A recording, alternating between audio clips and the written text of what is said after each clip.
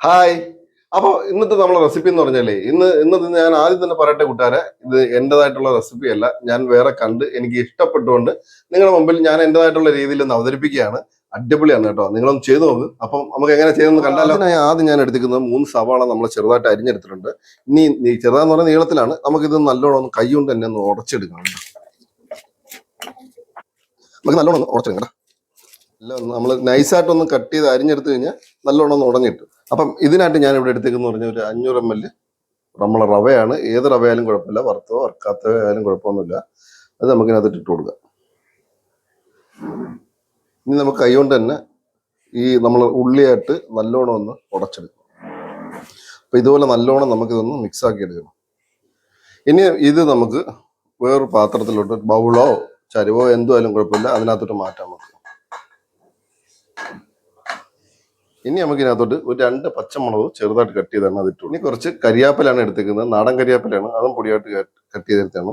പിന്നെ ഇതിൻ്റെ കൂടെ നിങ്ങൾക്ക് മല്ലിയിലൊക്കെ ഉണ്ടെങ്കിൽ ഇട്ട് കൊടുക്കാവുന്നതാണ്. അടുത്ത് നമ്മൾ ഇടുന്നതെന്ന് പറഞ്ഞാൽ ഇതിനകത്ത് കപ്പലണ്ടിയാണ്, നമ്മൾ തൊലി കളഞ്ഞെടുത്തതാണ്, അതും ഇട്ട് കൊടുക്കുക. ഇനി നമ്മൾ അടുത്ത് എടുത്തേക്കുന്നതെന്ന് പറഞ്ഞു കഴിഞ്ഞാൽ പുളിയില്ലാത്ത ഒരു കപ്പ് തൈരാണ്, അത് ഒഴിച്ചു കൊടുക്കുക. ഇനി നമുക്ക് ഇതിനകത്തോട്ട് പാകത്തിനനുസരിച്ചുള്ള ഉപ്പും കൂടി ഇട്ട് കൊടുക്കുക. ഇനി നമുക്ക് കൈ കൊണ്ട് തന്നെ നല്ല രീതിയിലൊന്ന് എല്ലാം കൂടെ ഒന്ന് ഉടച്ച് വാരി അതിലെല്ലാം മിക്സ് ആവുന്ന രീതിയിൽ സെറ്റാക്കി എടുക്കണം.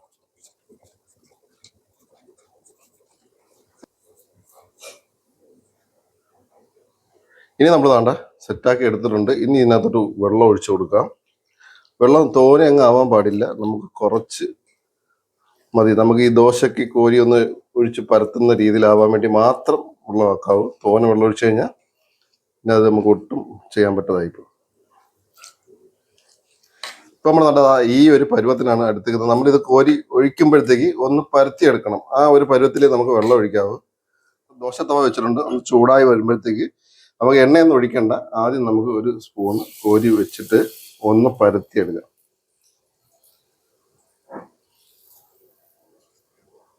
ഇത് ഷേപ്പൊന്നും വേണ്ട കേട്ടോ, എങ്ങനെ ആയാലും കുഴപ്പമൊന്നുമില്ല.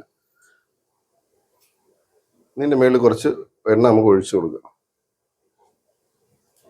ഇനി നമുക്കിത് തിരിച്ചും മറിച്ചും ഇട്ടൊക്കെ ഒന്ന് വേവിച്ചെടുക്കണം.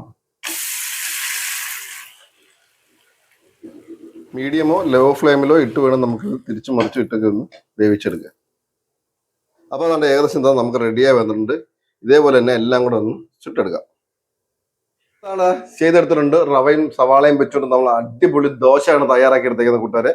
നല്ല ടേസ്റ്റ് ആണ്. ഇതിനകത്ത് കറിയൊന്നും ഇല്ലെങ്കിലും അടിപൊളിയാണെങ്കിലും ഒന്നും ഇല്ലെങ്കിലും നമുക്ക് പച്ചക്ക് പഞ്ചസാരയായിട്ട് വേണമെങ്കിൽ ഇട്ട് കഴിക്കാവുന്നേ ഉള്ളൂ. അടിപൊളിയാണ്. ഇഷ്ടപ്പെട്ടു കഴിഞ്ഞാൽ ഒന്ന് ലൈക്ക് ചെയ്ത് സപ്പോർട്ട് ചെയ്യാൻ മറക്കല്ലേ. ഇതേപോലെ നല്ലൊരു റെസിപ്പി ആയിട്ട് വീണ്ടും വരാം.